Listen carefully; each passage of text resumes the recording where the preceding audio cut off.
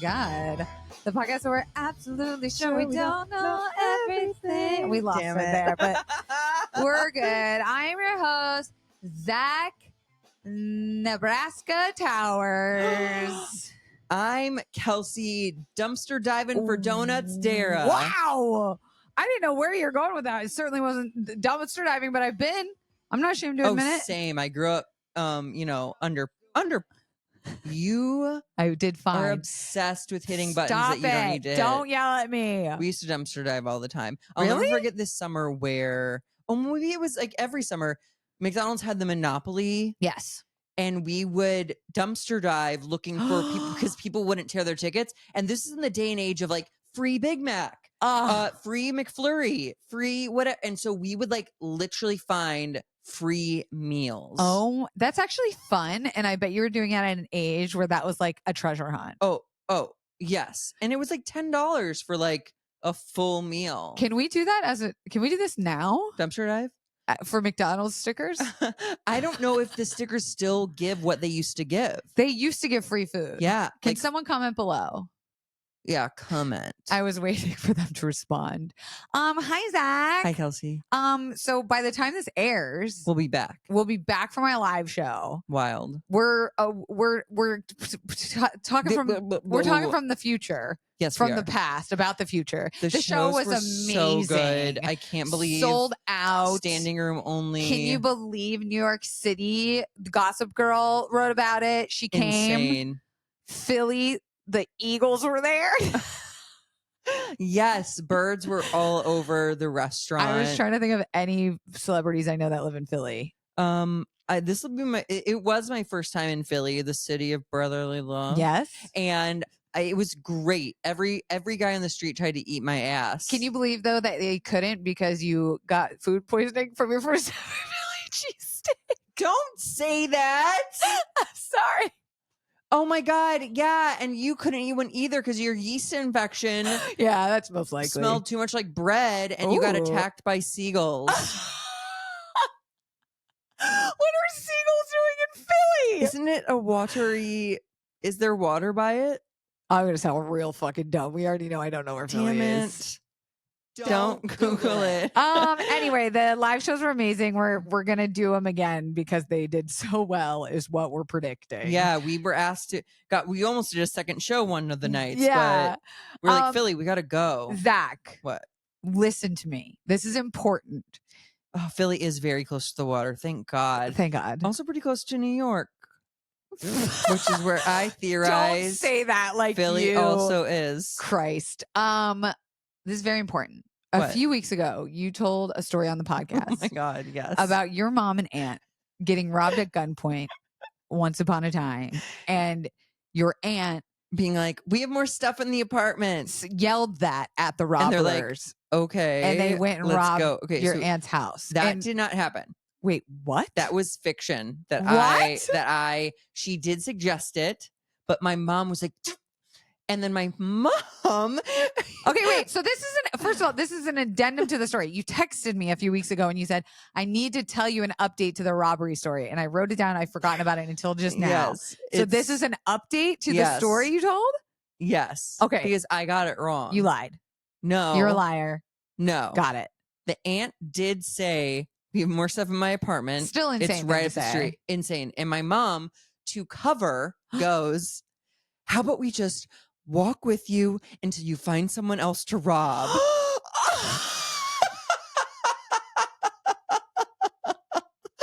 Is that not the most psychotic thing you've ever heard? I don't know if that's worse or better than inviting them up into your house. I think it might be worse. She really threw whoever was next under the bus. Society. Imagine the next person they run into is a disabled orphan. Yeah, she's like, get him. Go get him. Sick him. Get him. Get after him. Yeah. I truly didn't know that the update was going to be better than the original story. I know. Kelsey, I know my jaw was on the floor. Also, I love the idea of your mom being like, we'll walk with you until you find someone else to rob. And then they do that. And the person getting robbed is like, it was a guy with a gun and 2 older white women. No, this is when they were like in their 20s. 2 teenage white women robbing us. No, I think they just like ran the other way. Watch there be another thing I'm getting wrong. Wait, so we still don't know if did they get robbed at got, all? They got robbed of like the measly amount of money that they had on them on the street. Like, we don't have anything. And then my aunt was like, come back to the apartment. My sister's like, no, it's still not worth it to you. How about we walk with you as long as it takes for you to find someone else to rob? Do you think the robbers were like, yeah, all right, that sounds like a good idea? I mean, God damn it. Now I wish I knew for sure. But I think they did walk with them for a minute. I gotta know what was said on that Damn walk. it. Sorry, I know. we're gonna keep you listeners waiting. Who knew a 1.5 minute story could turn into a 3-parter? All I know is I'm still gonna cut up a TikTok of you telling the original story because it's too good not to. Is it a good story? Yes. Okay. You need to be telling that on stage. Oh, really? Zachary. Okay. It's the funniest thing you've ever said. Okay. It was a lie, but it was funny. I started comedy 12 years ago. Oh. I haven't written a new joke in about 13 years. So there you go. that is a challenge I will accept. Free material. Yeah. Hey, thanks, Mom. You know what we haven't done in a while? TikTok taught me. I have a fun one. Yay, hit us. I might have even breached this before on the podcast, but I don't care. It's so good that I'm telling it again. There's a creator named Kyle Prue who's hot as hell, straight guy, who does a series on things you can say to men to make them mad. Ooh, I love this. It's so funny. So I'm going to read you off some of my favorites. Hit me. These are things that TikTok taught me to say to men to make them mad. Which famously men are not mad enough. So if you can poke any of these beasts, let's really give us another reason to fear men. Yeah. Say this to a guy with a beard. Have you tried growing a beard?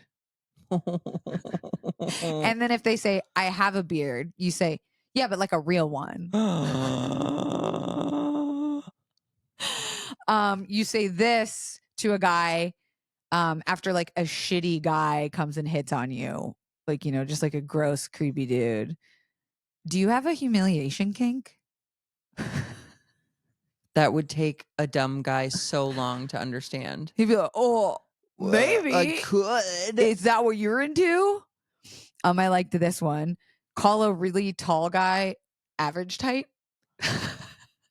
Great. There's a joke I do on stage right now where I talk about dating a guy who's 6'5" and like ask a guy who's tall but not that tall how tall he is, and he's like 6'2", and I'm like 6'2". We love a short king. Exactly. It goes over the audience. Yeah, like there's nothing a tall guy. I've come across 2 types of tall guys. One that's embarrassed to be so tall. Yeah. That's like, yes, I played basketball in high school. Yes, I'm tall. This is how tall I am. And another guy who's like so fucking proud. Like walks around with his third leg out. Sure. Just like, I'm tall. Not all tall guys have big dicks. True. A guy I hooked up with in college, he was like a master's student and I was like a dumb sophomore. But he had such a small wee-wee that I topped him. I'm hearing a lot of these top stories and I still don't believe them. Maybe I'm a top. I wish we had a... Oh, wait, we do, don't we? You would never be able to find it. There it is. Say this when a guy is talking shit about his ex or like talking shit about a girl in general. Say, damn, she sounds really cool. Or you go like, damn, legend. Like, wow. I don't know why, even if it's a guy friend, if he starts talking shit about any kind of woman ever, I'm like, well, don't say that. Yeah. I just make him feel bad instantly. There was a gay guy in the Delta Lounge. Bragging. I know. I love being a lounge boy. But he and his partner were sitting next to me, and he was like, he said something horrible along the lines of like, yeah, it was fun. It was kind of annoying because some of the really ugly guys were like trying to like dance with me and my friends. And I'm like, ew, you're a bitch. Ew. And he's like, no, I didn't mean it like that. I'm like, No, you're like, that's a cunty thing to say. Was he hot though? Yeah, he was pretty hot. That makes it worse because it's like if you are actually hot and you say that means you're a bad person. But if you say that and you're kind of ugly yourself, you're just a Lulu. Yeah, if he was ugly, I would have had to be like, babe, no. you were dancing with your friends. It was a mirror. It was you. Yeah, exactly. This one's good. Just say this to any man. Are you being mean because it makes you feel important? That's like that's along the lines of what did you hope to achieve by saying that? Yeah. Out loud. These are my two absolute favorites. Okay. They're a little niche, but I love it. Right. This is something you say to a guy, whoever you're talking to, if he tells you he's a cop. You say, at a mall? Just give him the once over, up and down. At like a carnival? Yeah, like a security guard at a mall. I see. I'm not trying to get shot today. Yeah, no, that's ballsy. You got to be a That's so white woman to ballsy. say that. And this is my absolute favorite is when you know a guy is either like catcalling you or is coming up to you to like spit some game and you're absolutely fucking not interested, or you have your headphones on and they're still not getting the hint. You take your headphone off and you say, "Sorry, I don't have any change." Yep, that's brilliant. My favorite. That's brilliant. Sorry, I don't have any change. Even I'm going to do that just if anyone approaches me, just to see how they react as a social experiment. Or you should be like, I think I have $1 here. Hold on. And literally give them $1. I think it works especially if you're wearing headphones, because that is just a common society rule. We just don't bother women that have headphones on. Or anyone. But especially women. But especially me too. Okay, fine. You're included in that. People talk to me when I have headphones and I'm like, your life is so hard. I don't wanna. Do you ever entertain people that are hitting on you that you would never ever date or go out with? Yes. Why? Because sometimes I think it takes a lot of bravery to hit on someone. Oh, okay. I thought you meant you were being brave by talking to them. I walk through the fear of receiving compliments from a stranger. No, I like I'll shut it down or I'll let them know I'm not interested, but like hats off to, and this is interesting because I don't think gay guys are going up to other gay guys willy-nilly hitting on them. Oh. I think we are much more timid about it. What? Yeah. Oh, because you don't ever want that confusion of like, are they trying to be my friend or are they trying to fuck me? I don't know what it is, honestly. Or maybe I'm completely wrong and guys are getting hit on left and right. This is you trying to justify not getting hit on. No, I mean, like, and I don't really. Me neither. Yes. I don't. No, I don't. Really? I really don't. Like, I wish it was more. And people tell me, they'll be like, it's because you're so intimidating. I'm like, my imposter syndrome says it's because I'm ugly. Oh my God, you're not ugly. I'm Delulu. I would tell you if you were ugly. That's something a person who wouldn't tell someone that would say to somebody. You were the farthest thing from ugly. Well, okay, the second farthest thing from ugly. I was going to say maybe top 2 million. You know, if we're talking about general pop. In like the top, if there's a top 1% who has all the money, you're like in the top 2%. Okay, now I'm just fishing. I feel like I also recommend, like, even if someone you would never in a million trillion years hits on you, it's good practice. Yeah. Like, it's good social anxiety practice. It's good. Like, I think if someone approaches you that you're not interested in, we immediately kind of like, ugh, we were like, how do we get rid of this so fast? But I think it's okay to actually practice. This is going to sound so privileged. It's good to practice rejection. Sure. Because it can be rejecting other people. Yeah. Like that's a fucked up thing to say. But like, you know what I mean? Like letting someone down gently, like being kind about it. Cause I think as a woman, my instinct whenever, like, I'll never forget a guy. I was being nice to him. I wasn't interested. I was waiting for an Uber. He was waiting for an Uber outside this bar. And he was like, can I have your number? And I said, oh, no, thanks. And he was like, well, why not? I was like, oh, cause I don't want to. And he's like, yeah, but why? I was like, oh, I'm just not interested. And then he's like, well, how would you know you're not interested? Perplexed. And I was like, I just don't want to give you my number. Guys, it's as simple as that. Yeah. When you get the no, take the L. The hottest thing a guy could do is if he gets rejected, like if you ask for my number and I'm like, no, thank you. The hottest fucking thing ever a guy could do is say, thank you for respecting your boundaries. Thank you for taking care of yourself. Oh, wow. That's hot. And then do you chase him down the street? I'm like, you know what? Actually, fuck my boundaries. Yeah, you're like that might actually get me to change my mind. Do you know what? Okay, so a couple people have done this to me recently, and I don't like it, and I haven't quite navigated it. When they go talk. Here, what's your Instagram? Let's follow each other. I hate it. I haven't gotten let's follow each other, but I have had guys ask me for my Instagram now, which I do like that they think that is like safer.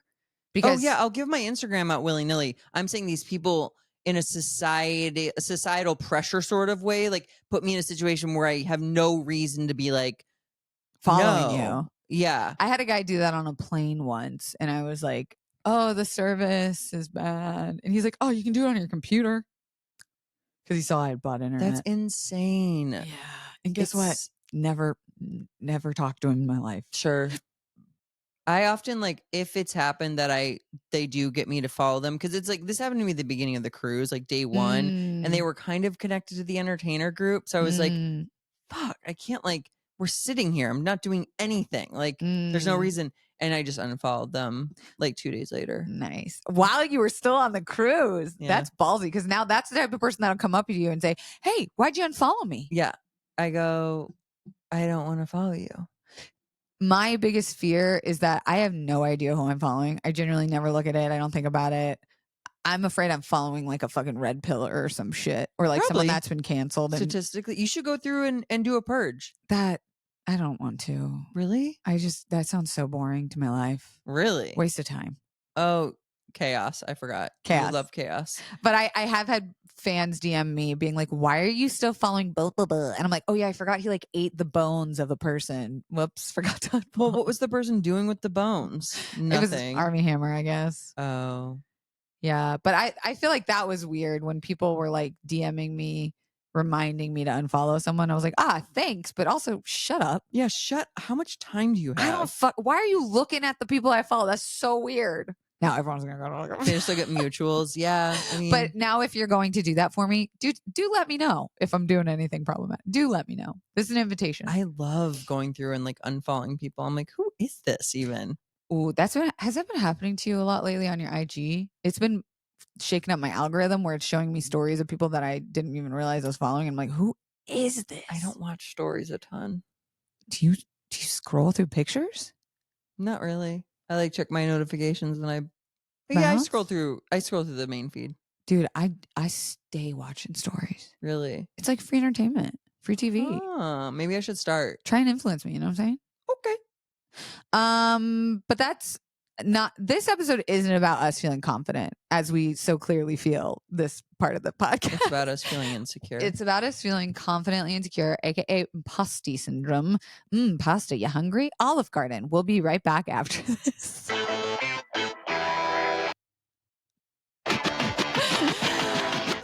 Was that chaos for you? That was so crazy. And you locked eyes with me too. You're like, pasta house. We'll be right back after this.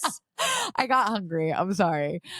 This week we are talking about imposter syndrome. And as I was doing the research on this, I was like, have I done an episode on imposter syndrome before we linked up? And my answer is that's how deep this imposter syndrome goes, is that I haven't fixed it. I haven't changed. I bet you've gotten better. I'd like to think I've grown as a person, but you must have. You move through the world with such confidence. Oh, thank you. From my perspective. See, it would just hurt for me to accept that as a compliment because I don't believe it to be true because of my imposter syndrome. Anyway. Whatever brings you joy, Kelsey. Imposter syndrome is a psychological phenomenon where individuals doubt their achievements, feel like frauds, and fear. This is the big one for me. It's the fear of being exposed as an incompetent despite evidence of their confidence. So I have this anxious, constant fear of being exposed as like not really having like the numbers or data to back up what I'm saying or selling or pitching, or like with documentaries, like I don't actually know what I'm talking about, even though I just made a fucking documentary about it. Like I am just afraid. And I think it probably has to do with living through cancel culture. Like you remember a time before cancel culture existed. Yeah. Yeah. And you're like, whoa, that was crazy. Yeah. Anyway, moving on about my life. Yep. But now there's like, does that resonate with you with imposter syndrome? Yes. Oh, okay. Mine is do you have like a definition that you're going to give of it? That was it. Oh, sorry. Yeah. It's It a was psychological so phenomenon. thorough and good. I have it all the time. I have it with promoting my live shows because I'm like, why should people come see me do like dick jokes? Like, am I even that funny? That the world needs more dick jokes. And yes, you are. Agree. And then literally as recent as this past Thursday or 2 Thursdays Yeah, ago, tell us. I did my first live version of After Hours, my sex podcast. Yes. And there was like a on production Netflix Radio, by the way, which should just go to That's show you so why there's funny no too. imposter It's syndrome on to Sirius it. XM on Netflix Radio. This like production company had like 12 people running around setting up a 3-camera setup and Producers, props, all these things, sound cues. And I was like, oh my God. I'm not deserving of this. Yeah. I'm like, this Wild. is not this is crazy. Wow. But like, I have to just be like, no, it's real. But it's so hard. You're also too like, you've been doing this for so long, but I, even just as your friend, have seen you grow exponentially in terms of like opening for bigger theaters, touring with bigger comics. Like you're also like, you haven't peaked yet. Yeah. Which is the crazy part, is like, I feel like I've peaked with living through the BuzzFeed time. Like I was a part of this golden era of something where like I would go anywhere and probably get recognized. And I think when I became friends with you about that time was when it was happening less and less. Sure. And like now I can go through the airport without getting recognized. I can go through to Disney World. It doesn't matter. And like there was something about like just recognizing that I had lived through something and now maybe anything I do now isn't as important. Interesting. Right? Well, that's a real thunderstorm of like of circumstances because it was like you were younger, you were newer, prettier. Just like all the things. It was your first big thing. Yes, it felt big. And so I have a different form of imposter syndrome that like maybe I have peaked. And I think yours is like you don't feel deserving yet of the success that you so clearly deserve. That's sweet and interesting. I also do things where with compare and despair with Taylor Tomlinson, a good friend, just turned 30, is about to filmed her 3rd hour special for Netflix and is a host of a late night show. And I'm like, oh my God, I'm 38. But it doesn't give you solace to be like, this person has picked me to like travel and open for her. And like totally. And it does. But it's just you still can't help. Yeah, but it's just like I think about it. You still have to do step 1 first, which is compare and despair. Yeah, I'm like, why haven't I done an album? I must not have much to say. Like I must not be. Which is so crazy. But I also wonder if this happens in other industries, like in a different way, right? Like our industry is made for rejection, for getting you to quit, for not succeeding. And so like a part of me wonders if, not that other people don't get it in their jobs, of course we all do, but to a different degree. Like maybe it only happens once a year for them during their big pitch project or their big promotion or their yearly review or something. But like, I think we feel it on a daily basis. Because we're like, I thought this was good, but no one engaged. Like I thought this was great, but they said no. And like the data we have to go up against now too, where it's like you can publicly see numbers, you know what people make per following, per virality. Like you have these standards of metrics, yourself that are just so like, do you remember when getting 1,000 views was a huge deal? It was like, oh my God. What? I have this too now with like, I used to need a post on Instagram to get 100 likes. Wow. And now I'm like, if it does not break 1,000 quickly, I'm trashing it. I'm trash. And that's where it goes. Like, that's what this article talks about with imposter syndrome, that like when you have it, no matter how successful you get, it doesn't go away. The problems just become different. It morphs. It just morphs. And so it's about like biting it. So obviously we'll get there to talk about it, but I found some interesting statistics that for millennials, that we are often more prone to imposter syndrome due to factors like increased academic pressure, heightened competition in the job market, and the constant comparison of culture amplified by social media. So, and this is going to sound like kind of silly to say it, but like imagine in our parents' era, right? Women weren't really expected to succeed much. They were like, you stay at home, you take care of the kids, you got food on the table, done. Good woman. Men go to war, they bring home the bacon, like but also like they were promised the world, especially white men, Caucasian dudes were like, the world is your oyster, Wolf of Wall Street, get out there, take names and fucking build your empire. And now it's like, I think we have more empathy, we have also a lot more visibility into other people's lives. Like it almost wasn't our fault. Yeah, nothing's our fault. Yeah, that's the millennial. We're millennials. Millennial pause. Avocado toast. Not to like further myself even more into that, but the gender aspect of imposter syndrome is more with women. Deeply female. Yeah, they tend to experience imposter syndrome more frequently than men, and cultural norms and societal expectations can contribute to this, with women often facing higher scrutiny and self-doubt in professional settings. And there's like hundreds of studies on this in the actual workforce. For sure. About like the pay gap, right? Like, why do we offer women less money for the same job a man does? Yeah. So it's like imposter syndrome almost is a little gaslighty. Yeah. Because it also is like, real. No. Like, I'm not as good as I think I am. Because like literally you guys pay me less. Not funny, but not funny, but sad and true.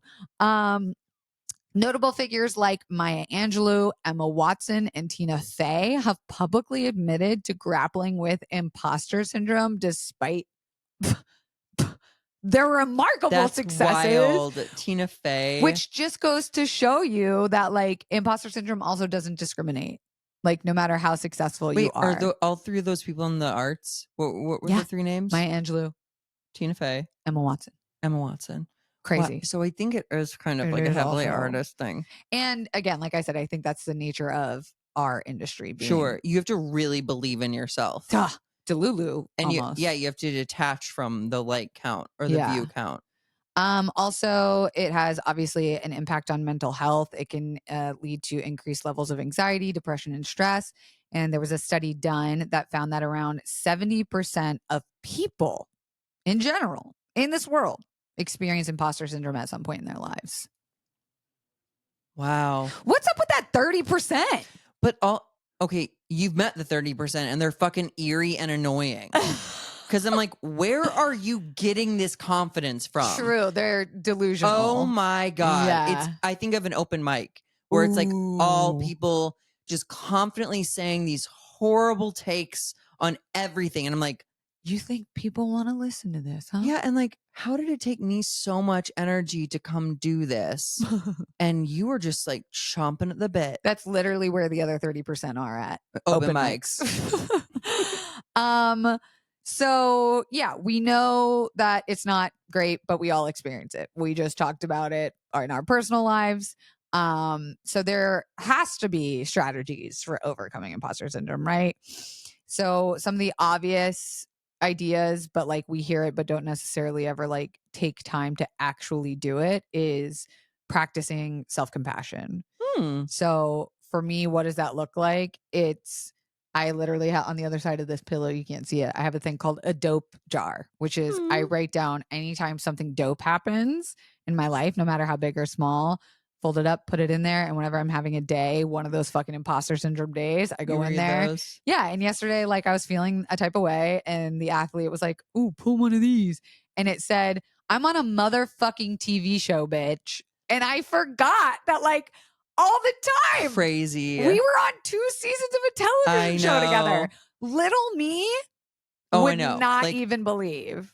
Yeah. It's wild. So obviously practicing self-compassion too, like knowing that you are often up against a society that's not rooting for your equality, especially if you're queer, especially if you're a POC, especially if you're not of wealth or generational success. I have the opposite of that jar. I have a God box and it's what? Just Don't laugh at my God. What is a God box? You write down things that you'd like to give to God to take care of. See, my God box is just, it has cocaine in it. Nice. Yeah, I take it and I become like God. There's also a lot of solutions than cocaine.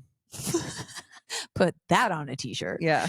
Another way to overcome imposter syndrome, which is not something I thought about, but I love this idea, is to get a mentor. Like having a mentor, like someone you genuinely look up to, tell you like you're crushing it, that you're on the right track, or even that's just taking time out of their crazy life to help you, means something. It's validating. Like they wouldn't be wasting their time and saying, yes, okay, I'll mentor you if they thought you were useless. Right. You're anchored to reality in that way. Exactly. Another one is obviously set achievable goals. So I think in our generation, we often are like, practice manifesting. You like can have anything. Visualize. And sometimes that's just necessary for some seasons, not maybe the way for all. But detrimental when like things don't happen, or yeah. I mean, I have a friend who believes like manifesting is actually very like victim blamey in a way, where it's like you manifested this life, like the problems you face, the inequality, the yeah, that's not quite true. things that happen to you. I do think that a lot of your life is a summation of your decisions. Oh, well, isn't that life? Yeah. Yeah. But like manifesting to me is part of that, where it's like I accept like this is my life. Yeah. And like when you're manifesting, you also have to be like acting as if you are the thing that you are manifesting. Like so that's where decisions start to come into play. Yeah. And there's also the I lost my place. The idea on setting achievable goals is also trying to learn to focus on learning rather than perfection. So shifting the mindset from seeking perfection to valuing being someone who genuinely loves to learn and grow. I take that as the ever ongoing thing that I'm trying to do is just be in love with the process. Yes. As a creator. Yes. Not the outcome. And that's so great at setting it in the present, because if we're staying like goal-based achievements, like if that's all we're measuring our life to, you're never going to have it. No. You're never going to find success within yourself. You're never going to have that happiness. It's just like if you're a writer, this is in a book or something, it's like the day you finish one story, you should start writing the next story. Yes. Don't like dawdle in the like, wow. I did it. Like, finally, now it's like, you know, it's like, because that's not where it is. And that's when you also like end it too. If you feel like, well, I did the one thing I set out to do. I also like the idea of falling in love with being a beginner at something, because how often do you get to actually just be an absolute not like new, totally beginner at something? I've heard you should stay at the beginner's table. Ah. Yeah. So like be around people who are also who are beginners and like see how, because okay, it's like that thing where someone who's like really good at guitar might start getting imposter syndrome, but like someone who's just learning is like boldly bad. You know, like they just like go for it because they, of course they do. Like, then when you mess up, when you're better, you feel bad about yourself. You're like, no, just like be a bad. beginner. Yeah. I have a cute anecdote, and this was something I liked that the athlete pointed out in me. He planned a cute little date for us where he went and did pottery for the first time, like spinning it, yawning right in my face. Well, heterosexual love. Be careful with that, throwing that word around. Heterosexual. Yeah. So we were in a class and there was like 10 people. And have you ever done pottery like on a spinning wheel? On like it's hard. Dog. It's hard. And they walk you're watching this chick do it, show you example, and you're like, all right, I know how to make a fucking circle. I'm gonna be okay. And then you're like, oh shit. When I tell you, this woman, the first thing she says is she's like, you pat the clay and then you throw it as hard as you can down onto the wheel. And I threw it so hard that like the teacher went like, whoa. that one, like, geez, my shit splatted, like almost went completely leveled. You made a plate. Yeah. And then I was trying to push it together and everyone's starting their wheels and everyone's starting to get their shape and shit. And the athlete looks over at me and he's like, I looked over at you and I have never seen you look so frustrated and defeated. Like you were like, he's like, I started to get like worried that you were going to be like, fuck this. This is stupid. Da, da, da, da, da. And he's like, but then you like, you looked so joyous. Like you looked so silly and you were like, why does this fucking shit? What is wrong with mine? Like, why can't I get this? And like, he's like, I love that part about you being just like, I don't know. No, I can't do this. Like I felt like I owned it, you know, like I owned the imposter syndrome. And that was like another thing I remember hearing in taking acting classes was like when you go into auditions, we go in naturally just like fear-based of like, oh my God, go in like they are desperately hoping you're the one. You to be it. You're doing a show for them and they are lucky to see it and they desperately want you to be the one. Because we do go in thinking it's them against us. Yes. And so like just these little mindset shifts I've learned to be like, so okay, how can we apply this to our own lives? Just be silly. How can we actually apply this to our own lives with obviously Zach and I are feeling big imposter syndrome with our live show that already happened. Yes, but it was so good. Hasn't actually happened yet. And we're feeling like a little bit of imposter syndrome with the amount of tickets we haven't been able to sell. So for me, like my first thing is like the fact that we were even asked to do a tour at all. Incredible. Yeah. The fact that we even have a podcast that people listen to. Yeah. How lucky are we? So lucky. Also, there are outside factors that we didn't have control over, like the price, the theater size. Yeah. Which feels like it like not to shift blame, but like that's not on us. It's not our fault. It was the contract we were offered. Yeah. And we're not gonna say no. Yeah, we didn't know. And it's a learning experience. Like I agree. Instead of going like, fuck, we can't do this again. We can't sell out a 300 something person theater.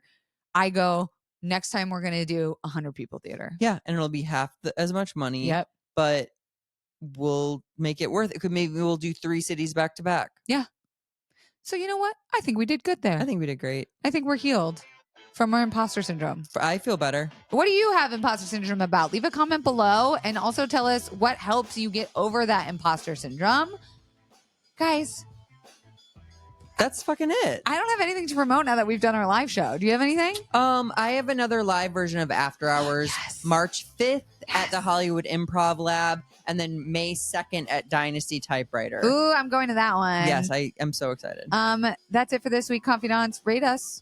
That'll help our imposter syndrome. Yeah, rate and leave a review, but only if you're going to give it 5 stars. Because if you're not going to give it 5 stars, don't rate it at all because we are sensitive. And until next week, Confidants, fucking go out there. Yeah, fucking go out there. Go out there and fucking wave your dick around. Yes. Have the confidence of a straight white guy. Yes. Bye.